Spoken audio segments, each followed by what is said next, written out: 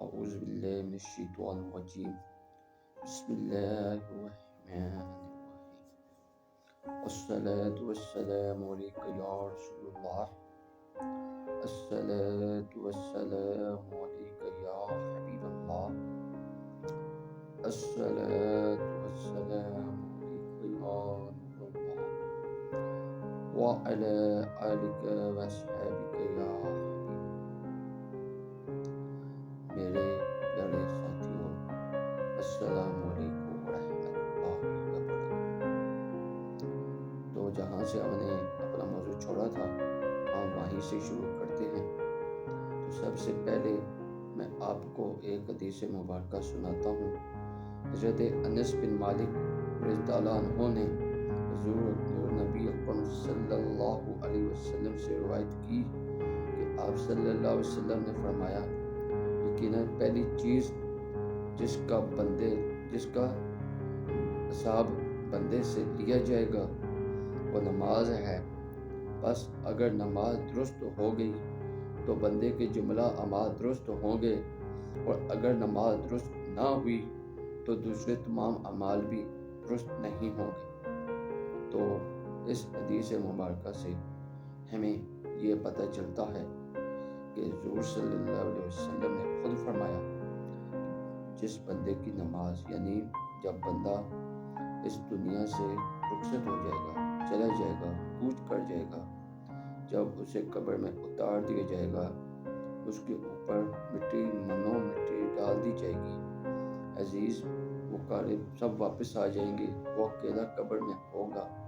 تو وہ نکیر جب آئیں گے تو سب سے پہلے جو سوال اس سے کریں گے وہ نماز کے بارے میں کریں گے، اور اگر اس کی نماز ٹھیک ہو گئی تو اس کے جو باقی اعمال ہوں گے وہ ٹھیک ہو جائیں گے۔ یہ کون کہہ رہے ہیں؟ میرے اور آپ کے پیارے آقا حضرت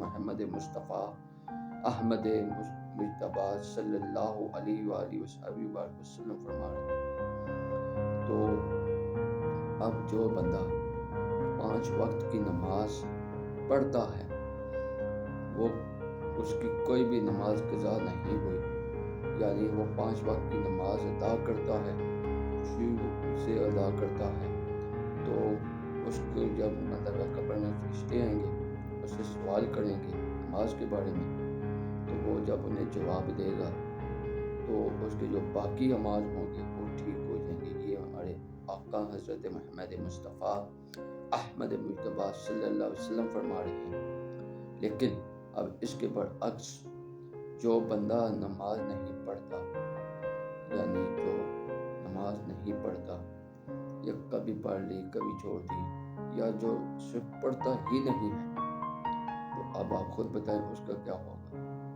کیونکہ یہ تو اس کی بات ہو رہی ہے کہ جو نماز پڑھتا ہے اس کے باقی اعمال ٹھیک ہو جائیں گے۔ اب جو نہیں پڑھتا اس کا کیا ہوگا؟ تو اس کا آگے اسی حدیث میں اسی میں ہے کہ حضور صلی اللہ علیہ وسلم نے فرمایا کہ جس کی نماز درست نہ ہوئی تو اس کے باقی اعمال بھی درست نہیں ہوں گے۔ یعنی جو اب دیکھیں، آپ پہلا سوال ہے پیپر میں، آپ کو ایک مثال دیتا ہوں۔ اب بچے کے سامنے پیپر آتا ہے، اس میں جو پہلا سوال ہوتا ہے وہ امپورٹنٹ ہوتا ہے، یعنی وہ لازمی کرنا۔ اب جس بچے کو وہ پہلا سوال ہی نہیں آ رہا، وہ پہلا سوال ہی حل نہیں کر پا رہا، تو آگے وہ باقی پیپر کیسے کرے؟ وہ تو اس کے لیے مشکل ہو گیا سارا۔ تو اس کا مطلب ہے کہ جس نے نماز پڑھی، یعنی جو نماز میں آگے ہو گیا، جس نے نماز پڑھی، جس کی نماز ٹھیک ہوگی اس کے باقی اعمال ٹھیک ہو جائیں گے۔ جس کی نماز ہی ٹھیک نہ ہوئی تو وہ باقی اعمال میں پھنس جائے گا۔ ظاہری بات ہے، اللہ اگر اپنی مہربانی کرے، اللہ اپنی رحمت سے اس کو نواز دے، یا اللہ اسے چاہے بخشے، اور اللہ اگر نہ چاہے تو نہ بخشے۔ کون ہے جو اللہ سے پوچھ سکے؟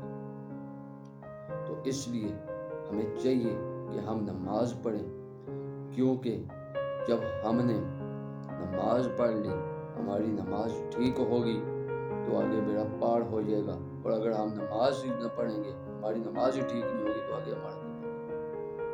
اس لیے ہمیں چاہیے کہ ہم نماز پڑھیں اور 5 وقت کی نماز باجماعت ادا کرے. یہ میری آپ سے درخواست ہے، التجا ہے، آرزو ہے، پلیز یہ نماز پڑھ.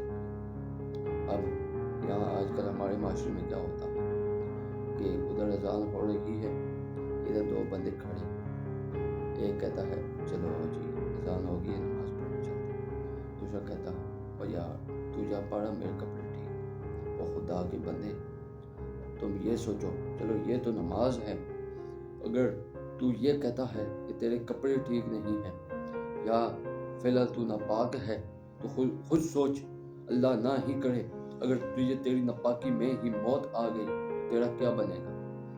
اس کا مطلب ہے وہ ناپاک ہے. اور کئی تو اللہ معاف کرے ایسے ہوتے ہیں جو سردیوں میں نہاتے ہی نہیں. یعنی اگر ان سے کوئی مطلب اس طرح کون سے معاملہ ہو گیا، یار یہ آگے جمعہ آ گیا 2 دن جمعے کو نہا لیں گے، یہ غلط ہے.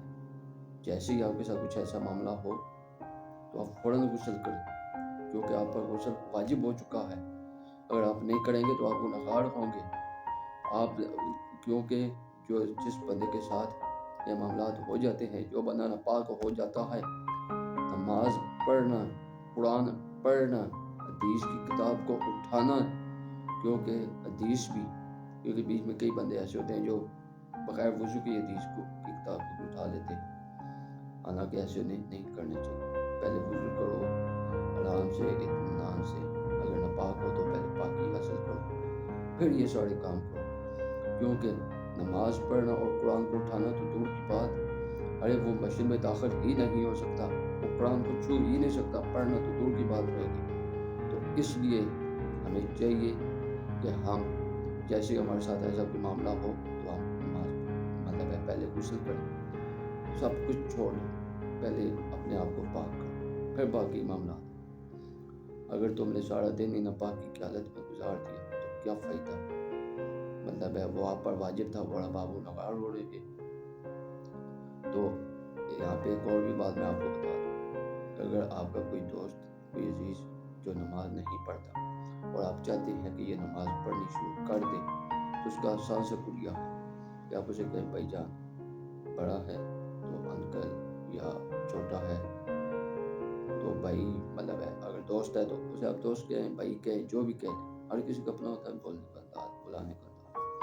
تو آپ اسے کہہ سکتے ہیں کہ اگر آپ نماز پڑھو گے تو میں آپ کے ساتھ پڑھوں گا، نہیں پڑھو گے تو میں آپ کے ساتھ نہیں پڑھوں گا. اور بالفرض اس وقت آپ کو جان نہیں بولتا، جو ٹھیک ہے چھوڑ دے، نہیں پڑھنی، ایسے ویسے، مطلب ہے وہ آپ کو آگے سے باتیں سنائے، تو آپ چپ ہو جائیں، آپ آ جائیں. کیا ہوگا زیادہ سے زیادہ، یا وہ ہفتہ آپ سے ناراض ہوگا. اگر ایک دن ہوگا اسے آپ کی بات کا احساس ہوگا، اور وہ جب آپ کے ساتھ آگے صف میں کھڑا ہو کے نماز پڑھا ہوگا تو آپ کو کتنی خوشی ہوگی یہ آپ سوچ بھی نہیں سکتے. اور پھر جب تک وہ نماز پڑھتا رہے گا اس کا ثواب اسے تو ملے گا ہی ملے گا، آپ کو بھی ملتا رہے گا.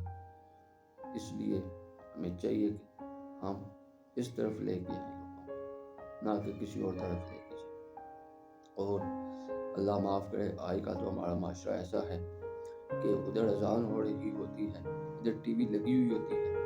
ٹی وی کو بند کرنے کے بجائے اور بیوی بچوں کو یہ کہنے کے بجائے کہ وضو کرو اور نماز پڑھو، ہم یہ کہہ رہے ہوتے ہیں ارے ٹی وی کی آواز تھوڑی اونچی کر دے، اذان ہو رہی ہے، آواز صحیح سمجھ نہیں آ رہی، بیچ میں رکاوٹ پیدا ہو. ارے خدا کے بندے، اگر تیرے سے رب نے پوچھ لیا تو کیا جواب دے گا؟ تو کیا جواب دے گا؟ تجھے مطلب ہے موزن ہے. وہ جب یہ کہتا ہے کہ حی علی الصلاۃ، آ جاؤ کامیابی کی طرف، حی علی الفلاح، آ جاؤ فلاح کی طرف، لیکن ہم ادھر جاتے نہیں. پھر ہم کہتے ہیں ہم کامیاب ہو جائیں. تو آج ہم سب یہ چاہتے ہیں کہ ہمارا ایسے بھی ہو جائے، ایسے بھی ہو جائے، یہ بھی ہو جائے، یہ بھی ہو جائے. ارے تو جدھر یہ سب کچھ ہونا ہے تو اس طرف تو جا، تجھے وہ ہستی بلاتی اور تو ادھر جاتا ہی نہیں. پھر تو کہتا ہے کہ میرے ساتھ ایسا بھی ہو جائے، ایسا بھی ہو جائے، میرا یہ بھی ہو جائے، میرا وہ بھی ہو جائے، میں ایسے بھی کر لوں، میں ایسے بھی کر لوں. ارے تو ادھر جا کے تو دیکھ، پھر یہ تیرے سارے کام نہ ہوئے تو پھر کہیں. تو اس لیے میری آپ سے درخواست ہے، التجا ہے کہ پلیز نماز پڑھا کریں اور 5 وقت کی نماز باجماعت ادا کیا کریں۔